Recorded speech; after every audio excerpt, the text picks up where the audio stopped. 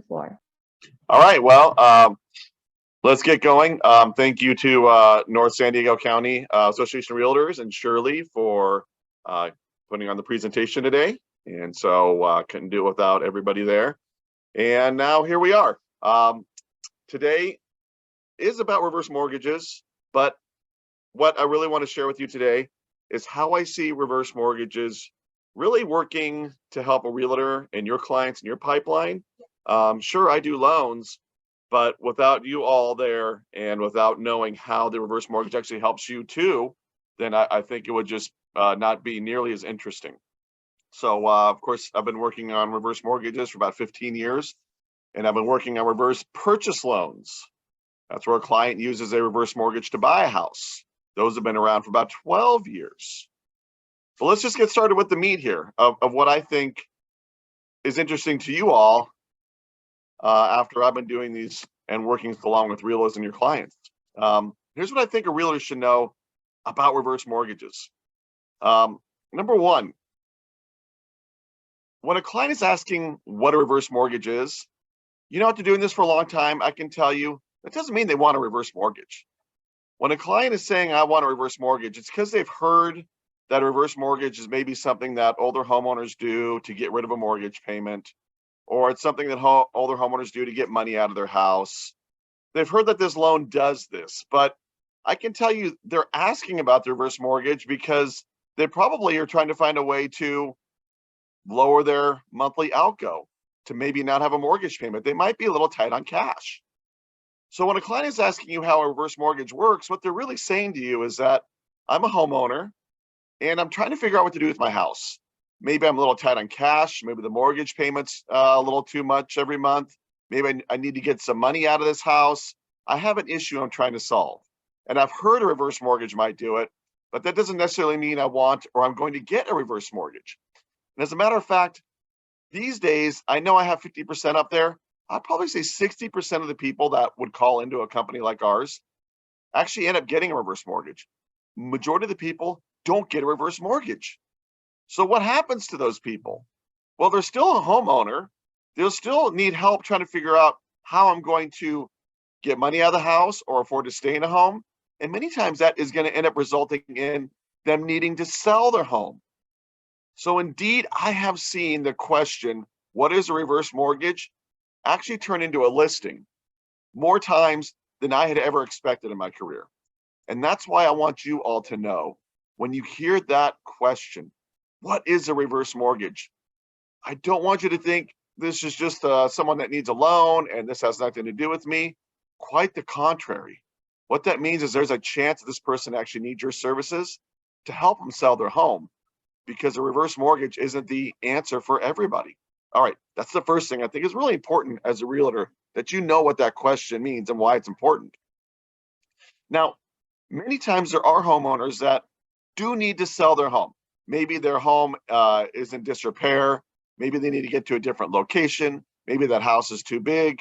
Maybe they need to get more money out of the house and a reverse mortgage would help them with. So they need to sell their home. But here's what stymies a lot of homes from going on the market from an older homeowner, is that they don't know how I'm going to get a loan to buy my next home. Because we know in retirement, your income is not what it was when you were fully employed, which means getting loans to buy homes can be more difficult, especially nowadays. Interest rates are up. Qualifying is harder when you're retired to get a purchase loan. So that means a lot of homeowners would say, maybe I need to stay in this house and figure out how I'm going to stay here. Well, I'm going to show you how a reverse purchase loan might help get that house to market for you, because we have a different way of getting individuals loans to buy homes. So we're going to learn about that. This is something else that I've seen actually help a realtor turn a house into a listing and then take that client and buy their next home. Here's a third thing I think a realtor should know about a reverse mortgage. There's a lot of reverse mortgages that have been done already. There's a lot of them that are going to be done. And do you know a lot of those homeowners and their heirs have no idea how the heirs are going to get that house when something happens to their parents or whoever it was that did the reverse mortgage? The heirs should end up with that house. A lot of heirs have no idea how that's going to happen. And what we've seen in our business is that most heirs end up selling the home. So to make a long story short, there is opportunity for you as a realtor to be able to understand and help heirs get control of the house when their loved ones have passed away and then sell the home. And we're going to go through all that coming up. So there's business there for a realtor with reverse mortgages that are already in place. You just have to know where and how to get to them. So these are the three main things I think helps a realtor when it comes to reverse mortgages and how it helps your business. But let's hop into our next slide and let's get a review on how a reverse mortgage works in general. So we might ask ourselves, how does a reverse mortgage work? Well, I would imagine you've heard from somebody how a reverse mortgage works, right? That there's information out there, but maybe there's a lot of different information out there. So I try to propose to you a way to remember reverse mortgage that is easy to remember.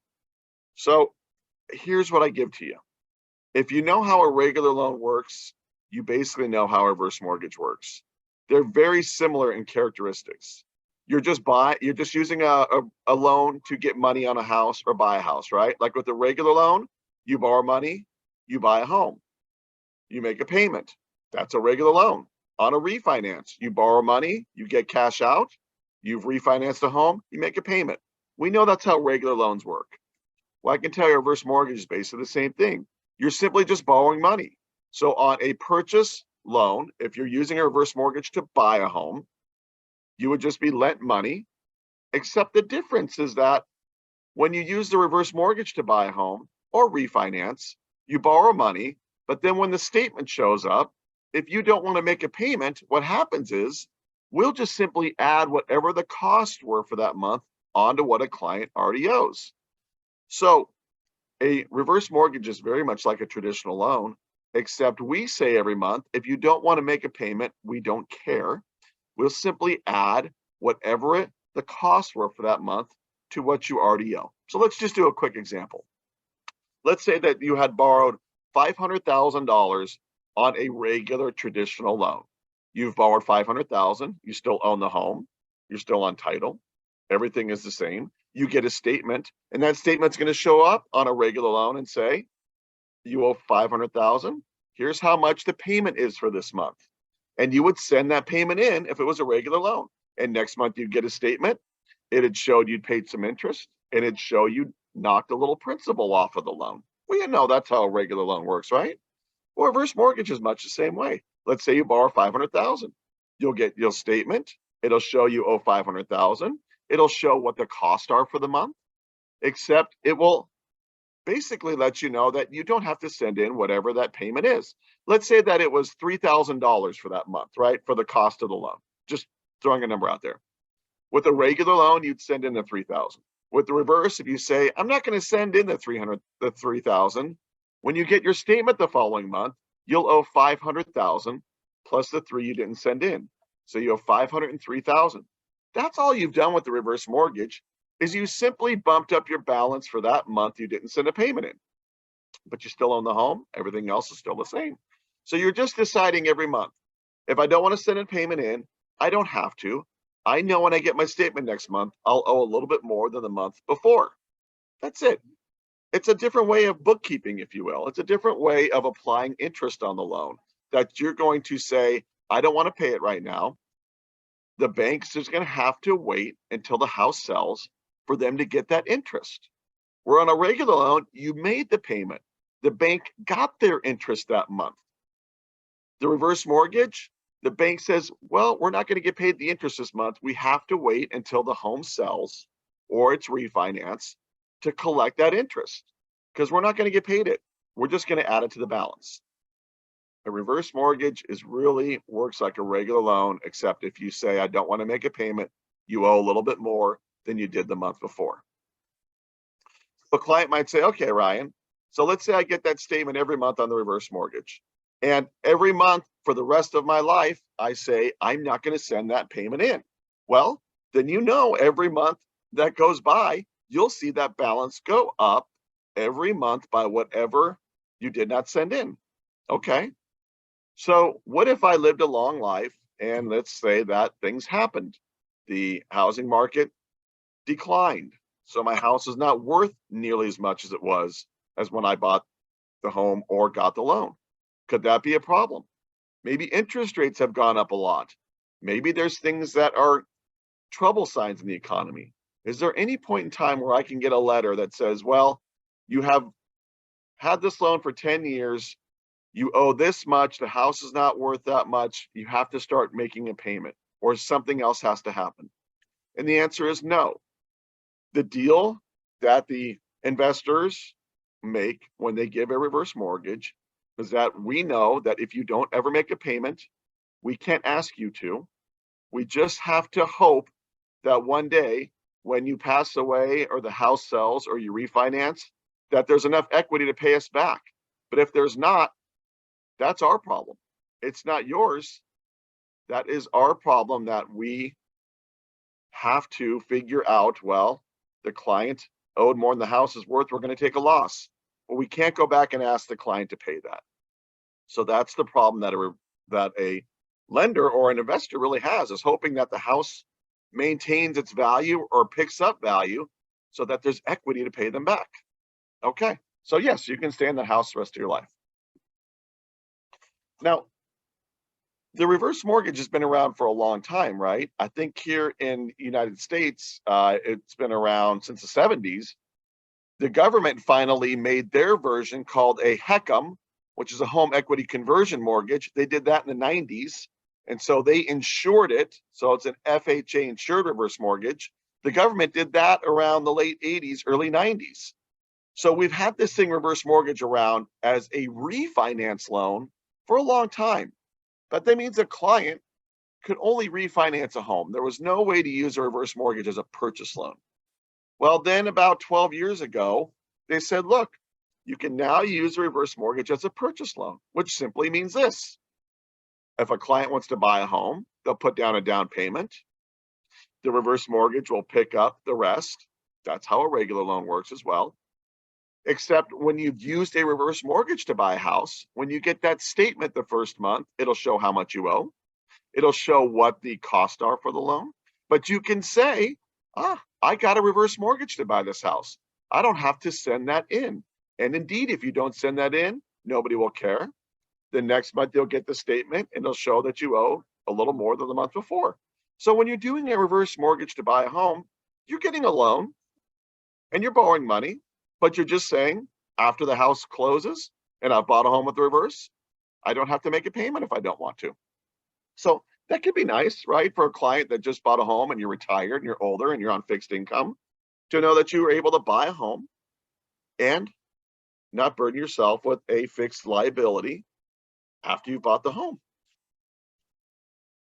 And, one of the things about a reverse mortgage and why I think they've been around for as long as they have, why I've been doing them a long time, is simply this.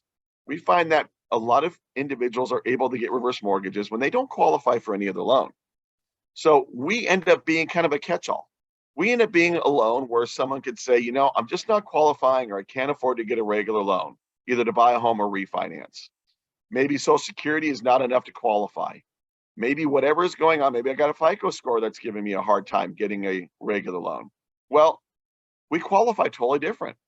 So indeed, we are able to give individuals purchase loans and refinances when maybe they don't qualify for any other loan. And that does help our industry. That gives us a lot of legs, in that you don't necessarily have to make a lot of money, have perfect credit to be able to get a loan and to be that homeowner. And when purchasing a house, that can be pretty rough, right? When you're put through a list of long things that you have to be able to get, including making the payment to get a regular loan, that may put you out of a position to buy a home. But with our loan, we're saying, yes, we can actually put you in the position to buy that next home. And guess what? When you use our loan to buy that next home, your payment doesn't have to be made. So that is certainly helpful for you and your clients. One thing I've found is that a lot of individuals don't even reach out to a realtor when they start looking for loans, maybe to sell and buy their next home. Sometimes they don't even reach out to contact you because they think it's a fruitless effort. I can't get that regular loan, or I've done a calculation, or I've used something online. I can't afford the payment to buy that next home. And so we give you the opportunity to put something in front of them that makes their situation different. And this is what we found. We run across clients, your clients all the time, that have said, I'm not going to move. I don't have any intention of selling this house. Maybe it's because they don't think they can get to the next home because of financing. Maybe they think there's a problem in them being able to put the whole thing together. But once we know that we have a tool that says just because you don't have perfect credit or you only have Social Security income, but you can still get a loan to buy that next home, it can help grease the skids a little, if you will. It can help them turn their ideas into I can to maybe I can. And then when they start looking at the house that they're in and they see that it needs work that maybe they don't want to get done or they can't get done, they see that mortgage payment they have that they're like, man, if I could get rid of that and be in a nicer house, that would be amazing. And we see that all the time.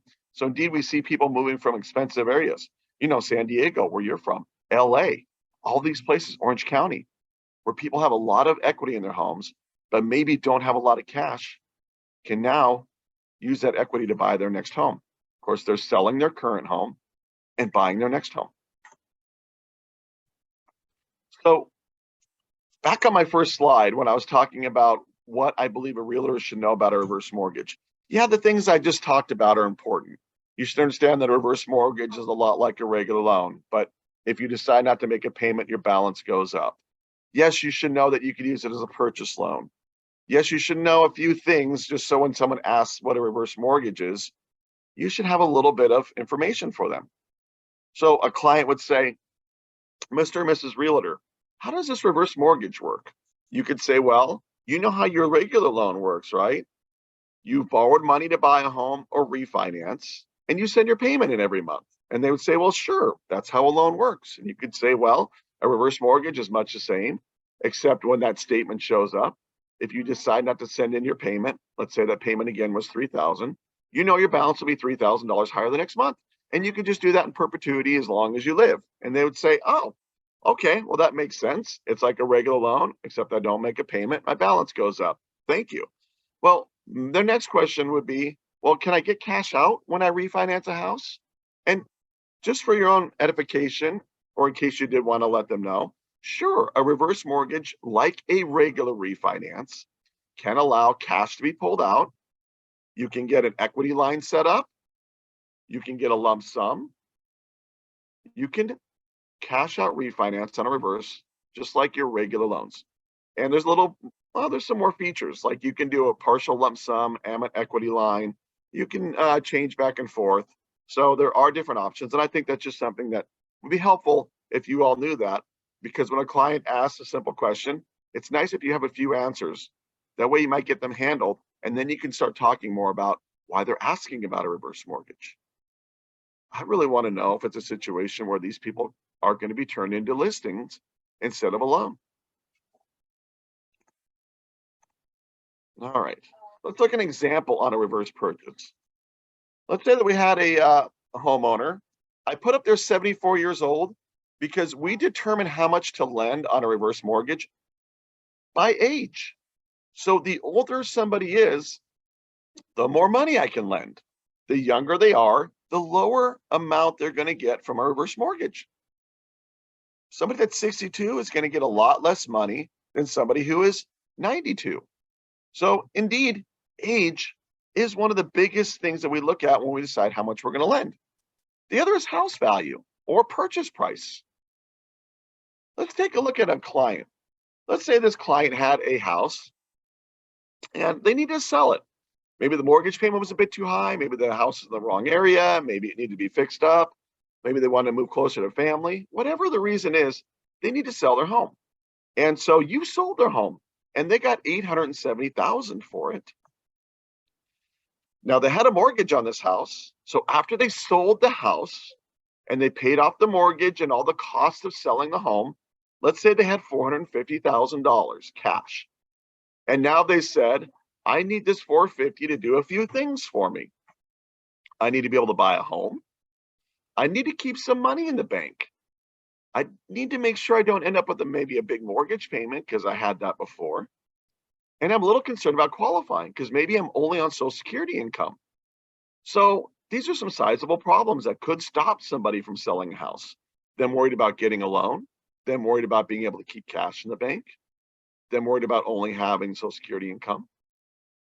So how do we make this work with the reverse purchase? Well, number one, to make a reverse purchase run really well, it's nice when they can find a house that's lower priced. So indeed, we see a lot of people moving from San Diego, LA, Orange County into places like Menifee or Temecula, or going inland a little bit where you can get a little lower priced house. So in this case, a client found a house for 600,000. Now remember, they have 450 cash, and they said, I need to keep some money in the bank. So they can't use all 450 down because then they wouldn't have any money in the bank. So we say, well, how about a reverse purchase loan? This way you can get a loan and only put a portion of your money down. So let's look at this. So on the reverse purchase loan, based on 74 years old, I'd say, why don't you put down 310,000? I'll give you a loan for 290. Now you're able to keep 140,000 in the bank that you didn't have when you were living in your old home. We have essentially put a large chunk of cash in the bank and you still own a home. We've done something else. They had quite a large mortgage payment in that last home they had. We now say you have a reverse purchase loan, so you have a monthly mortgage payment that is optional. In other words, we don't say you ever have to make it. You just know that if you don't make a mortgage payment on a reverse, your balance goes up that month. And a lot of clients, many of them will say, I don't really care if my balance is going up some every month because that keeps cash in my pocket. And I also don't ever have to worry about missing a payment if I don't make one. So we've done something else here. We've put money in the bank and we've given them the fear. We've removed the fear of them ever missing a payment or having to worry about losing that house. So that is some good stuff, right? This client might have had rough FICO scores. And again, this client might only have Social Security income, yet we can still qualify them. So the ability to qualify when you might not be able to get a loan, give you a loan that if you don't make a payment, you don't have to worry about losing the house, and then putting cash in the bank. These situations are where we see reverse purchase really helping a client say, yeah, I think I can move from my house and go find a different house. And indeed, we've been doing reverse purchase loans for about 12 years out of our office. And when we go back to these clients and ask them, look, you had fears you didn't want to sell because you were worried about where you're going to have to move to, what kind of house you're going to live in. Maybe you thought you were downgrading because you were getting into something less expensive. All of these fears that they had about leaving their current home. If you were to call any of our clients that had done this, they would say, it's not nearly what I thought it was going to be in terms of what I was afraid of. And giving myself the peace of mind that I have, even if it's in a house that I wasn't as excited about or was someplace far away or something like that, the peace of mind I have now is well worth the exchange. And indeed, we see that over and over again. It's tough to visualize that when you're a client and you've been in a house for a long time and you're thinking I'm going to either a different place or a lower priced home, and you have this thing where you kind of think maybe you're downsizing, you're downstepping. But the position that you end up in makes you feel so much better that all of those things become much less on the scale of things to worry about. So hopefully this purchase loan makes sense here. I know we'll be able to get some questions in a minute. I'm not really going to spend too much time on this, but I just want you to know if we do get to a point where a client or you found a client, they do want to buy with the reverse, it's much the same as a regular loan, but we do have a couple of things that we need to pay attention to. One, we don't have automated underwriting engines in my industry. So we're basically manually underwriting every loan. That means I'm actually physically looking at all the trade lines on the credit report. I'm looking at their tax history on their old house, their mortgage history. I'm looking at their homeowner's insurance. I'm looking at a lot of different things that regular loans don't look at. That doesn't mean that it can be a loan that you can't get. It just means it's a little more time. It's more tedious. We spend more time underwriting reverse purchase loans. But at the end of the day, when we get the approval that they can't get on a regular loan, that little bit of extra time is really worth it. But we want time. We want to pre-underwrite a file before a client would ever sell their old house. That way we can be ready and you can have a traditional closing. If you don't pre-underwrite on a reverse, you can have a 60 and 90-day closing. Pre-underwriting, which could take 2 weeks, that can get us back to a 35-day escrow timeframe. So we do want to pre-underwrite clients. Let's see. A client has to get counseling before they could get a reverse mortgage. That just means the government wants to make sure they understand how the loan works, and they could do a counseling call over the phone. It takes about 40 minutes, and that's something that we actually have to do, and the client has to get done before we can really proceed with a escrow. You can't provide credits for a client. In other words, we really just want to make sure the client's paying for their closing costs, the seller's paying for their closing costs, the seller's not giving them a bunch of credits and whatnot. They really want it to be more of a traditional escrow where the buyers are paying their side of escrow, the sellers are paying their side, etc. And so no concessions from either side. And well, the idea here is that these are very simple things to handle to get a reverse purchase for a client done. And we do have little changes here or there. So that's why we just made a realtor hotline. This is the line that a client can use, or more specifically for you, if you meet a client and they have a question about a reverse, or you find a client that has a reverse and maybe they have some questions. We just want to be able to be available for you. So this is a 7-day-a-week line. Realtors, you call in. We usually will have somebody that's knowledgeable about reverse mortgages answer the phone, so that way you can get help right away. Okay. All right. Let's see here. I don't know if we have any questions. I don't know. So we don't have any questions right now, but I think that the chat may be a little bit weird for some people. So if you do have a question, you can use the Q&A function. And then also as well, if you still need a copy of this PowerPoint, please go ahead and use the Q&A function as well. That way we can get that PowerPoint over to you during this live stream or before it ends. So once again, any questions in the Q&A, comments or anything like that, also everything just over there if the chat is not working for you. Okay, yeah, well, hopefully it'll work. All right.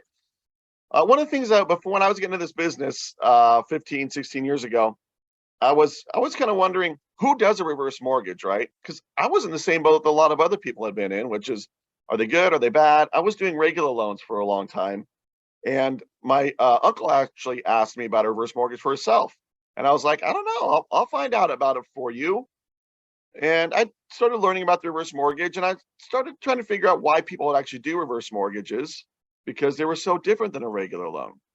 And here's what we found out. And I think a lot of you already really know this information. First of all, do we have any older homeowners, right, that would do reverse mortgages? And so indeed, we have a lot of them, many, many older homeowners. And I believe if you took all the other generations and added them together, your baby boomers and their parents would own more homes than all the other generations put together. So a lot of boomers that own homes, a lot of their parents that own homes that could use a reverse mortgage.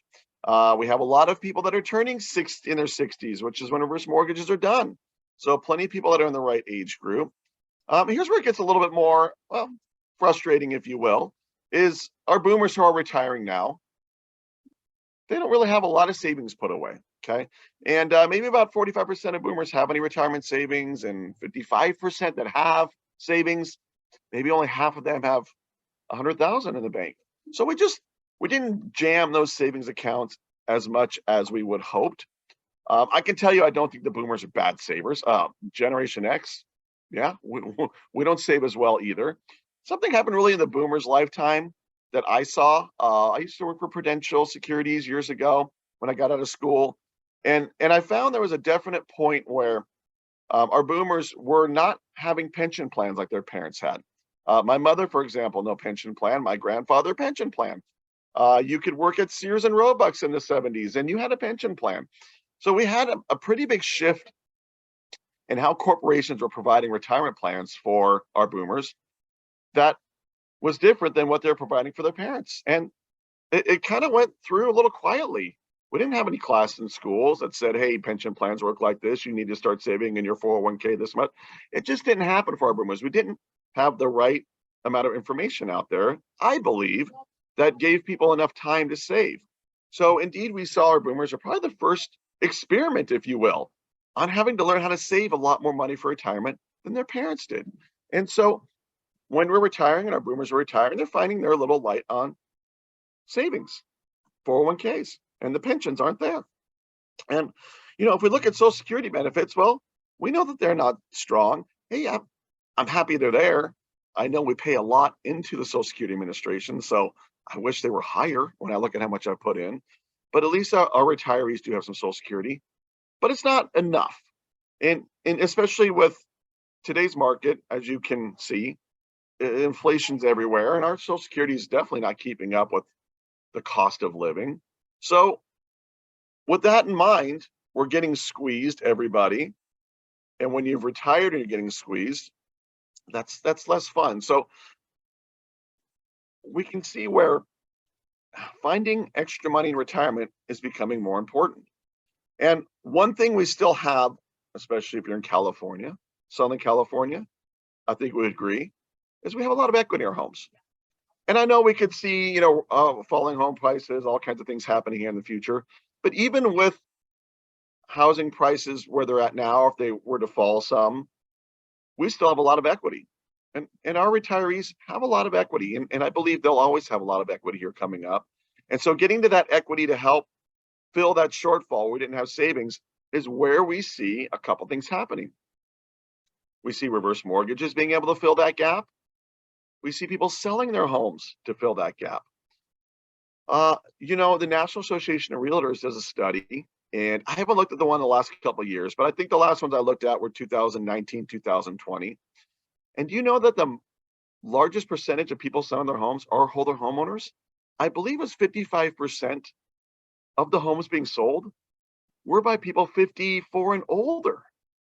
So that's pretty substantial, especially because there's other studies that were done when they asked retirees, are you going to sell your home in retirement? And I think it was a pretty high number, somewhere in the 70s, that said, no, we intend to stay in age in place is what they call it. So here we have two different stories being told. We have people saying, I don't want to sell in retirement. I've been here a long time. I love my home. Yet we have this data from the National Association of Realtors that says you are selling your homes when you're older. So what gives? Why the two different sets of data? Well, in what we could see, it's that you're needing to sell your home in retirement, maybe because you need to get to some of that equity. And so if we know that we are selling more homes when we're older or doing reverse mortgages, we can identify we need to get some money out of that house to help our retirement. And this is where I say back to you all, when someone is asking you, or you hear somebody talking about a reverse mortgage, I don't think it's because they want a reverse mortgage. I have to deal with that in my career. I don't think people have been dreaming about doing reverse mortgages. It's just something that they end up doing because they need to get to equity. So when you hear what is a reverse mortgage, just know that if the reverse mortgage doesn't work out, which is about 60% of the time in our case, out of our office, many of those are going to turn to home sellers.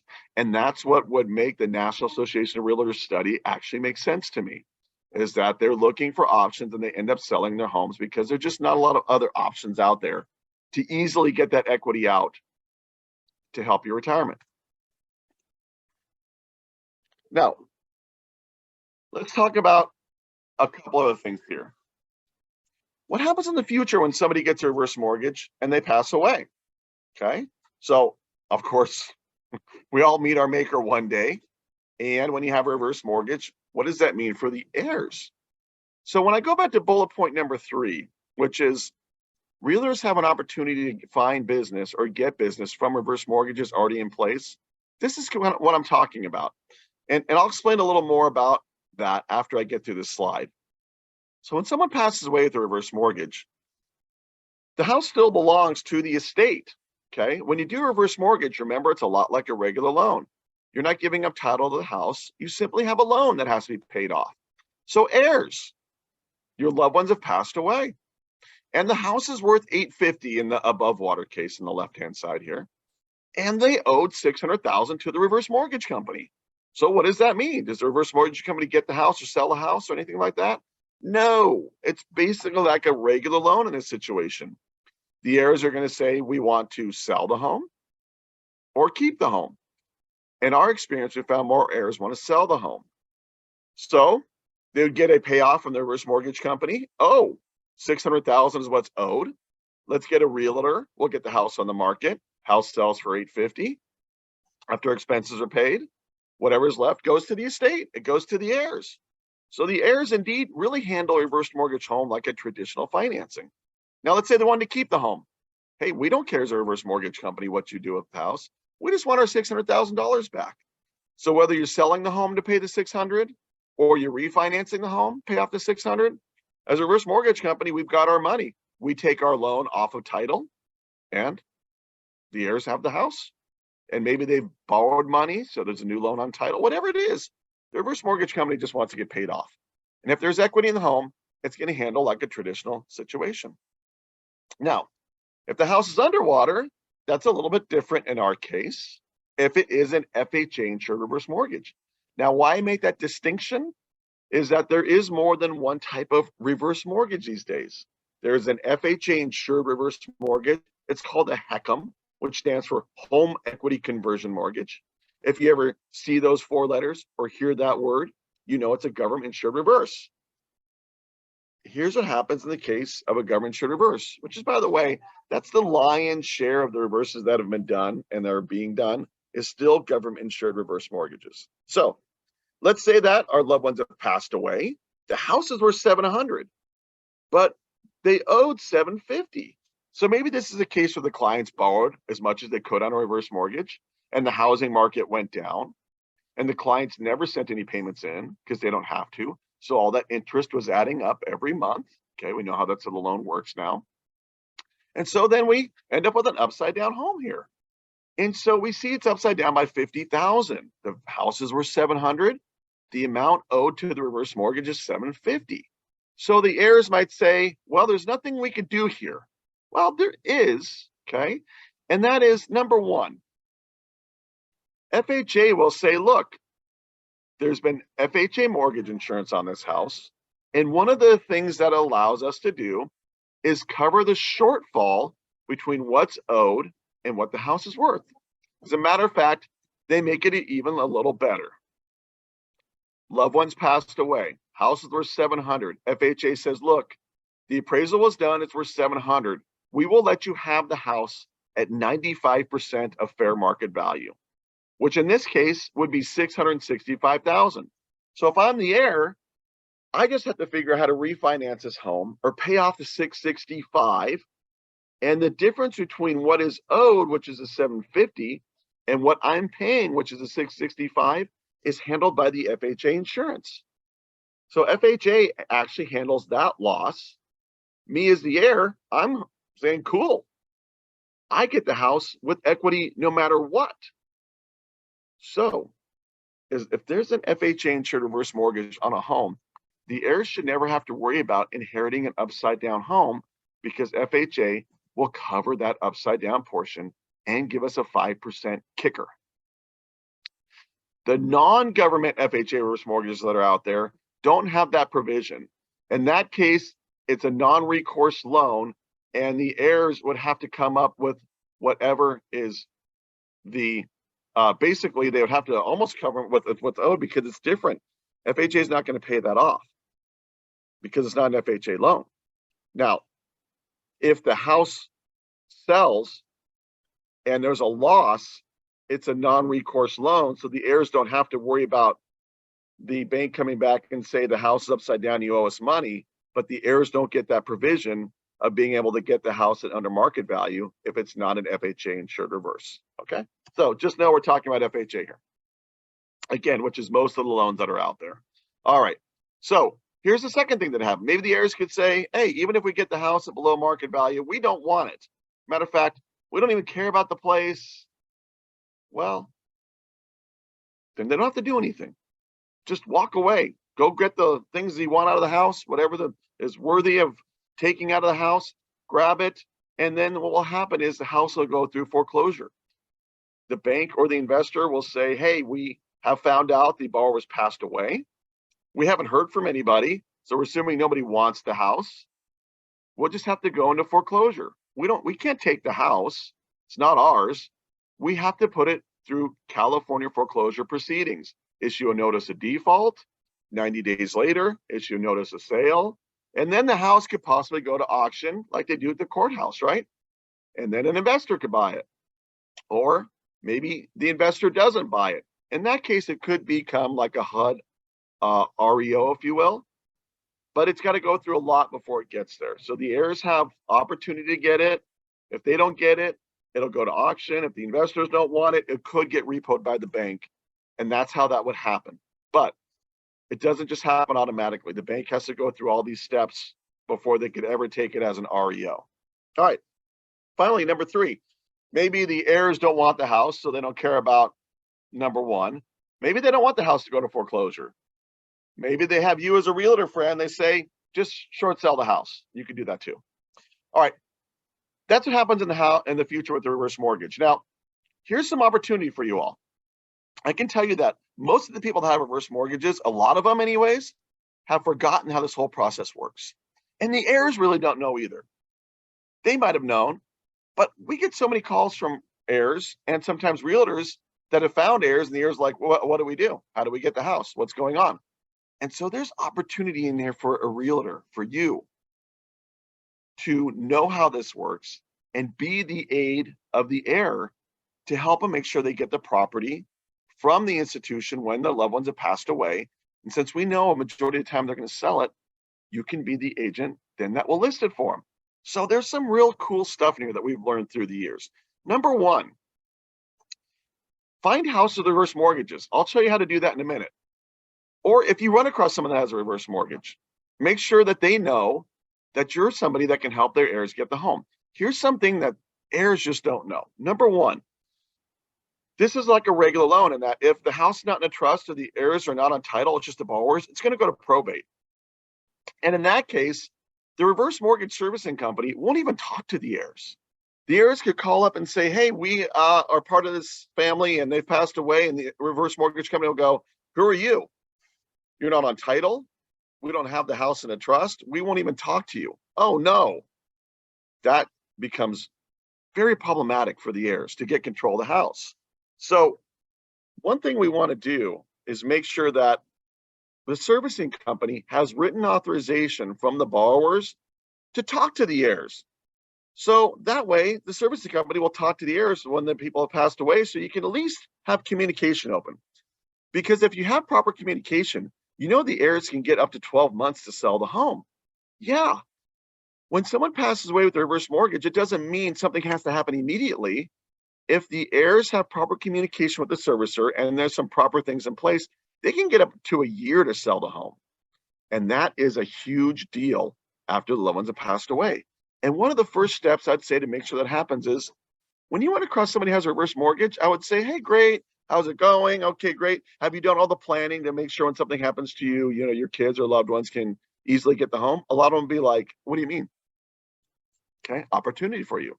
Oh, well, you know, we should call your servicer to make sure they have authorization for you to speak to somebody when something happens to you. Have you done that? Most of them will go, no, I don't think so. There's your first opportunity, not only to meet the heirs, but to let everybody know I'm the person that's going to help the heirs get control of this asset when you can't, when something happens to you. Second thing, if they're not on in a trust and there's nobody on title with them, you know probate's coming. So this is the next way you help them, making sure the servicer will talk to them and seeing if the house in a trust. If they don't have a trust done, you know immediately when you're older and you're a homeowner, yeah, you should have your house in a trust. If you're 28 years old and you own a home and you have your house in a trust, okay, you probably should, but it's not like, you know, that's frightening, super frightening. If you're 70, 80 years old, yeah, it's probably a little bit bigger, you know, deal to have your house in a trust. So that's the second thing you could do for them. You know, something else that's interesting is if a client gets a reverse mortgage and puts their house in a trust after they get the reverse mortgage, you know, the reverse mortgage company still might not recognize that trust. Yeah, here's something else I run across. I have clients calling in. They say, Ryan, you didn't do my loan, but someone told me to call you because we put my parents' house in a trust. They passed away and the reverse mortgage company won't talk to me. I don't understand why that is. Legally, I have the house. I'm the trustee. I'm the beneficiary. I'd say, yeah, but what you don't realize is that when they did the loan, they signed something that said they won't convey title, that they won't change ownership on the property. So when they did the reverse mortgage and then they put the house in the trust after the reverse mortgage, they actually violated the terms of the note. And so the reverse mortgage company is saying, we don't recognize that.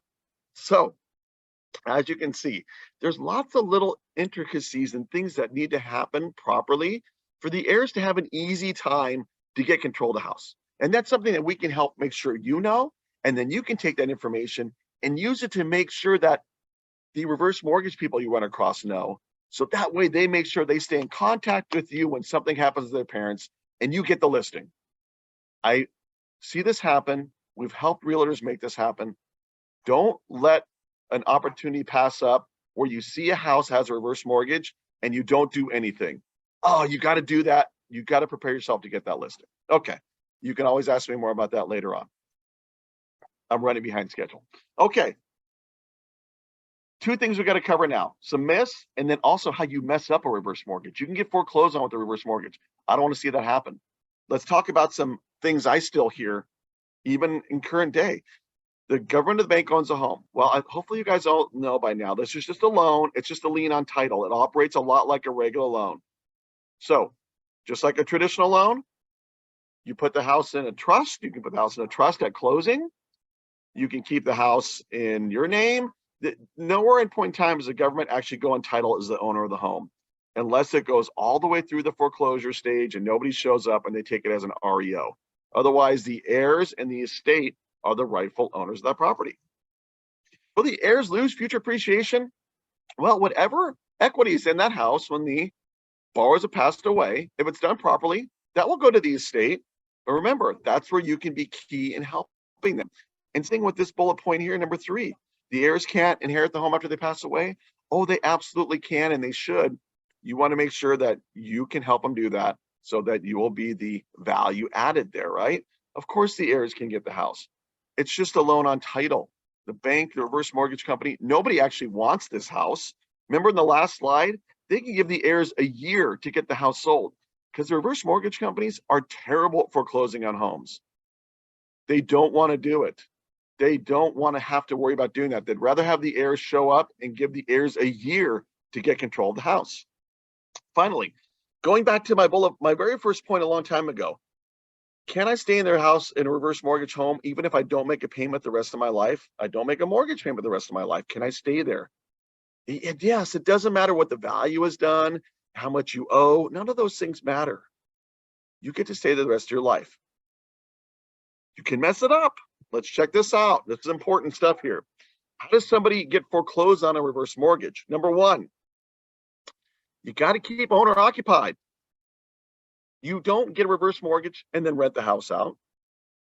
You got to be a primary resident in this house. Now, what if I go to a nursing home, Ryan? What if I get sick and I'm gone? That happens. My uncle had a reverse. My uncle was getting sick as he was getting older. He'd be gone. Sometimes he'd be in the hospital for a few months, rehab. Sometimes he'd be gone for 6 months. It's fine.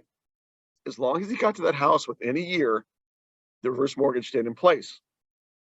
I was ready to do this.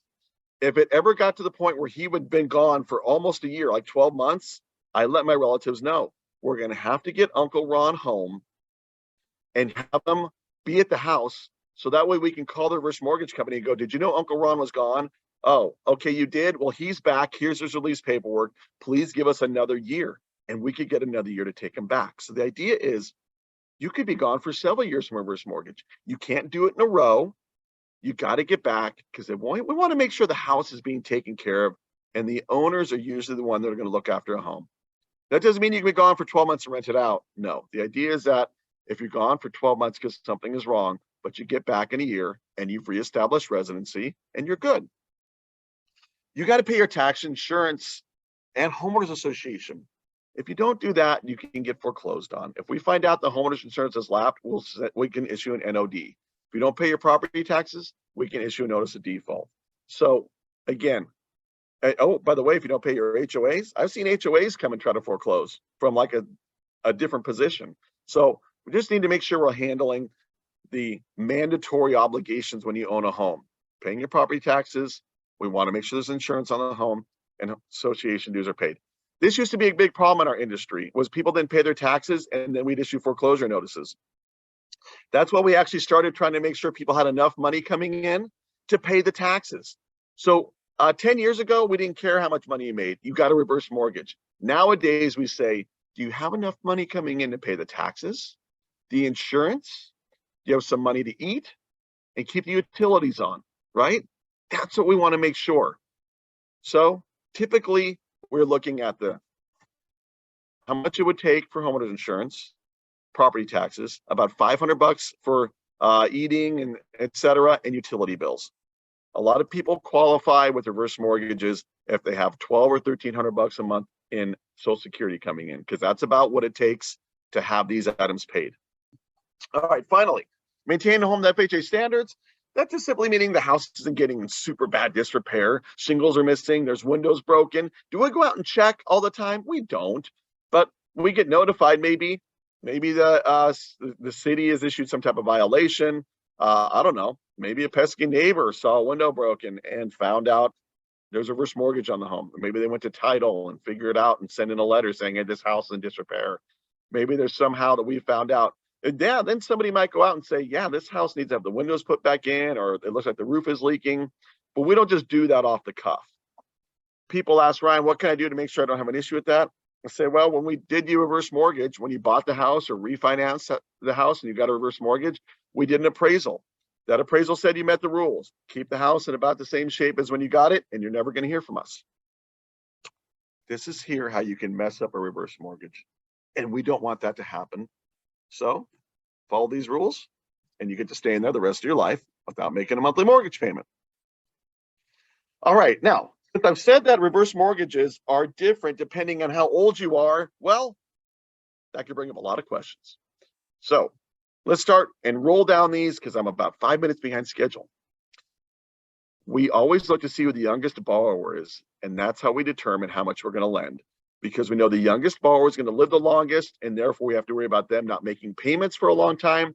And we want to lend money so that even if a client didn't make a monthly mortgage payment for 20 or 30 years, that there's still enough equity in the property to pay the loan back. That's all we're trying to do. It's simply a mathematical situation.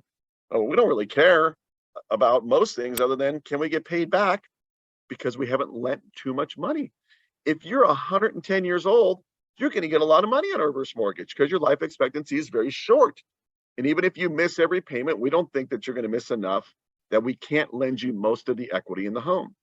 If you're very young, on a non-government reverse mortgage, you can get a reverse mortgage at 55 years old. Think about it, 55 years old. You still have probably about 35 years left to live. Wow. You can miss 35 years of mortgage payments. So we're not going to lend you the total value of the house because we need to keep a buffer in there as the balance goes up because you don't make payments to make sure that's enough equity to cover the loan. That's how we do it. Now, let's say you're married. If you're married and you want to get a reverse mortgage, we're going to look at the youngest person.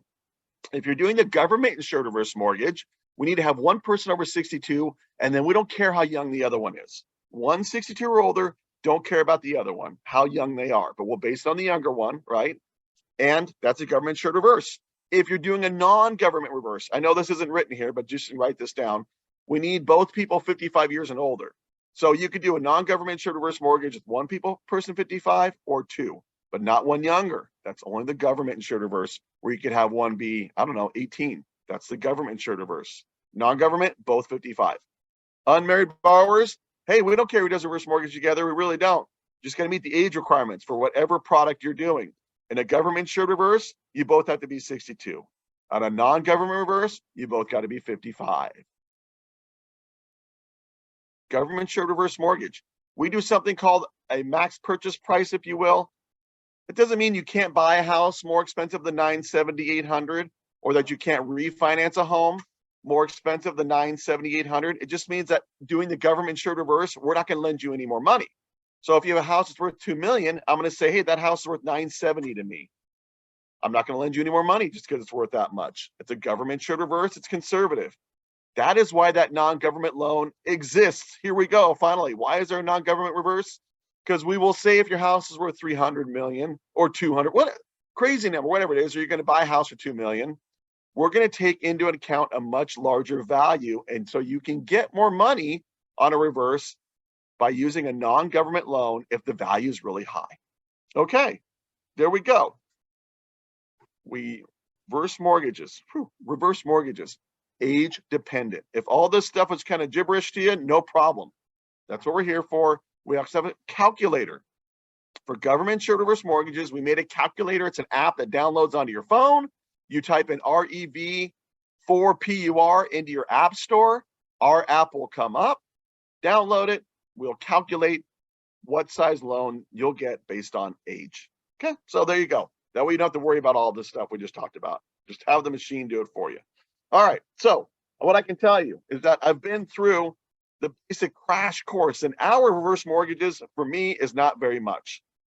So much stuff to try to get to you, but we did it in about 55 minutes. And now I have 2 minutes left to tell you about a little bit of marketing. I'm going to run over about 5 minutes. Sorry about that. If you want to hang on, I want to show you some ideas on how you might pick up some business from this. If you got to run, thanks for joining us. The only thing I want you to remember, if you got to run right now, the only thing I want you to remember, when a client or you hear anybody say, what is a reverse mortgage? That doesn't mean they want a reverse mortgage. It means they have a home, they might need help, and you might help them more than a reverse mortgage guy or girl for that matter. Just keep your ears open for that. And we will help you from that point on. Keep that 888 number handy. That's information line for you realtors to try to turn those questions into business. Okay, let's talk about some stuff that you could think about when you are working on your normal course of business. What do I mean by that? I don't think this is like something where you go out and start trying to find older homeowners. No, I don't think so. But there's a lot of them, and a lot of them are selling. And a lot of them don't start out by saying, I want to sell my home. A lot of them start out by saying, how am I going to make my equity in my home help me in retirement? Okay, so that's where it starts out at.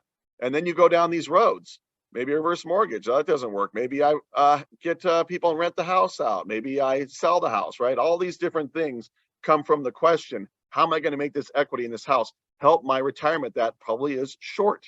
Okay, well, that's where we want to throw some information out at you. Number one, what we've done is we've put together a bunch of newsletters that we've written based on things that we've seen when older homeowners asked for when they sold homes. So after 12 years of doing reverse purchase loans, we've come to find out that a lot of older homeowners were asking the same questions before they sold their home. So what we did is we took those questions, we answered them, and we put them in newsletters for you that you can download and use for free. Literally take all the information and take our time that we put in writing these articles, and you can download them. And guess what? You can put your name on them. So now they're coming from you. I mean, our name is on there for legality purposes, of course, but you could still have them come from you, all kinds of stuff. That way you have information you can just hand out to somebody and say, here, without doing any of the messy stuff that we've done. How about this? Maybe you have a couple clients who you know maybe you've been tight on cash, or you see that their house is kind of dilapidated and you're wondering, are they going to be the next one to list because they're tight on cash? But you don't want to go knock on their door and say, hey, are you broke? No, that would be a lousy marketing plan. Instead, what if you could just send them a couple newsletters? Well, if you want to put them into our software, we're happy to do that for you. We'll send you a couple clients, not your whole database. We'll send them a newsletter. We'll send them something for 6 months, and we'll have it come from you. That way it looks like, and they might say, oh, this agent gave me a very nice article on how Prop 19 works. This agent gave me a very nice article on how capital gains. This agent gave me a nice article on what happens with hero loans. This agent sent me a nice article on why I should be wary of somebody knocking on my door offering me all cash. That sounds great. They said I don't have to pay a realtor. I don't got to fix my house up. I should just take that offer. But should they? Are they losing 40% of their equity with that cash offer? Anyways, these are all things that are in the newsletter. So if you want to, we'll send it to a couple clients for you. You go to gocourtum.com, fill in your information, your client's information. Again, it'll come out of it as if it's coming from you, licensing on it, the whole 9 yards. Maybe that might help you drum up some interest. Give it a shot. You never know. Maybe it's that easy to grab a listing from an older homeowner. Otherwise, you can go on our regular website and just download the newsletters yourself. Here's something else that we do, by the way, on our website, which Crystal will explain in a minute. We have videos, short videos on all the stuff we talk about. Our entire class we have on short videos I just did. Using the software, all this stuff, we've done very short videos just to make it easy for you. I don't want you to do anything more than what you do in your normal course of business to try to get a listing or try to get a lead out of this stuff we do. Title Pro 24/7. This is a way that you could find people that, according to our data sets, might be getting close to selling a home. What do I mean by that? Well, we've seen that homeowners that have sold their homes and come to us with an agent had some similar characteristics. They had a mortgage payment. Maybe they didn't have a lot of cash coming in. Some of them have bigger homes. So there's definitely some characteristics that we found of people that sold their homes. Title Pro, what you can do is we'll give you the logins for it. You can actually put this data in just like we tell you. Do it like right in your neighborhood and see if you get any matches on somebody that looks like they're going to sell based on our criteria. Matter of fact, what we do in our videos is in one of our videos, we show you how to pull the data. We hop on our cars and we go knock on the doors just to see who's behind the door, to see if there is somebody that might be selling their home. So you can watch the video. We get pretty close on one, with just 3 door knocks from the data we pulled. We actually had somebody who potentially is going to sell their home. You know, we're not in the business of listing homes, so we never went back and checked. But what did we search for in that case? We searched for a mortgage payment, not super high income, a certain age, and a tax default. Because to us, that was somebody who might be not in a great situation. So there you go. Watch the video. It's kind of fun. We want to try to help have some fun with you all, maybe find some business. And you can watch Rob and I go out and do it, because we like to put ourselves right in the thick of things. Why not? That's fun. Okay. So I'll let Crystal actually take over, because I'm running out of breath here and I'm taking too long, by the way. I'm talking way too much on things that we can do to help you out. And then I'll be back in a second with a closing message. Crystal? Yeah, of course. So right now, just take a couple minutes to talk about some of the materials that you guys will have access to. Once this class is said and done, we'll be contacting you afterwards. We'll stay in touch and get you 2 logins. One login is to Title Pro 24/7. That's the website that Ryan was just talking about. And the other login is to our website. Now, once you get into our website and you set up your credentials, you're going to see a couple things. So let's talk about the first thing, which is our course refresher. Of course, you will be able to access this live stream at the North San Diego County Realtors YouTube channel. However, we find that, you know, some agents prefer and like to have different types of refresher material. So our course refresher is a pre-recorded video series. We made this just for you guys to be able to review and look back on this material in many different chunks. So for example, in the second video, we specifically run through examples, and we also actually cover something else that we didn't even talk about, which is overfunding a reverse mortgage for purchase. What is that? Well, you can watch the second video and find out. We go in detail on that one. So there's a lot of cool things in there too. So go check them out. Next is we will get you guys access to our complimentary marketing materials. Ryan, if you want to go to the next slide. Now, Ryan did mention that for GoCourt'em, we will send you newsletters and other marketing materials on your behalf. Well, if you know you're like, okay, well, I do want to mail 100 people in my database.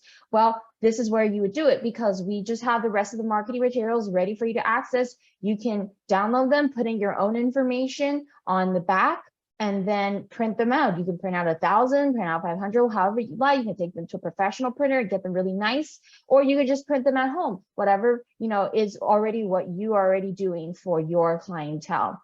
So we have postcards there as well, door hangers. So just go check everything out and, you know, see what works best for you.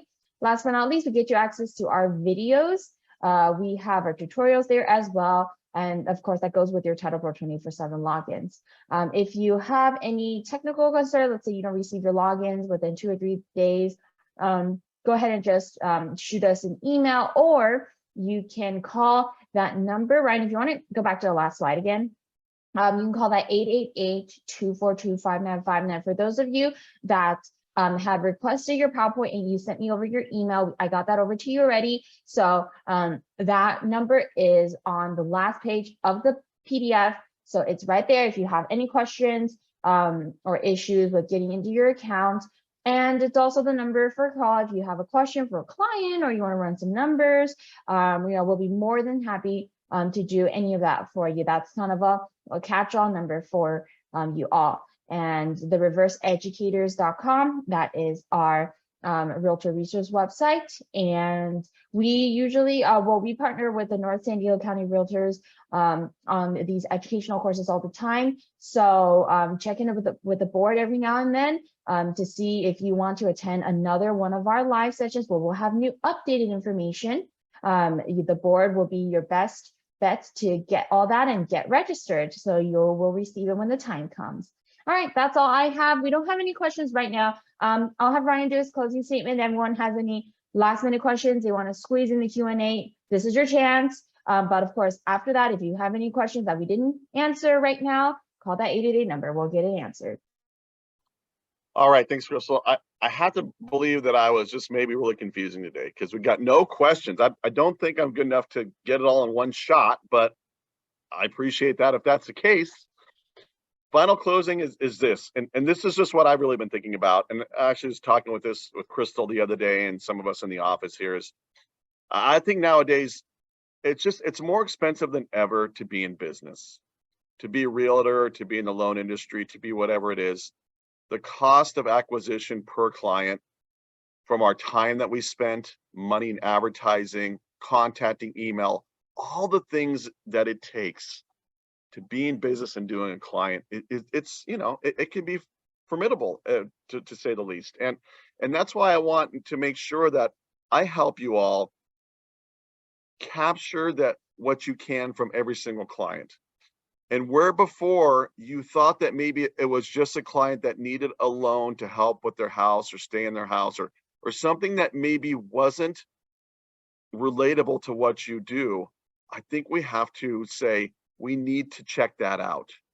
We need to make sure that the time we've spent, which is so valuable, the money that we've spent nowadays that is so valuable, we don't let go to waste.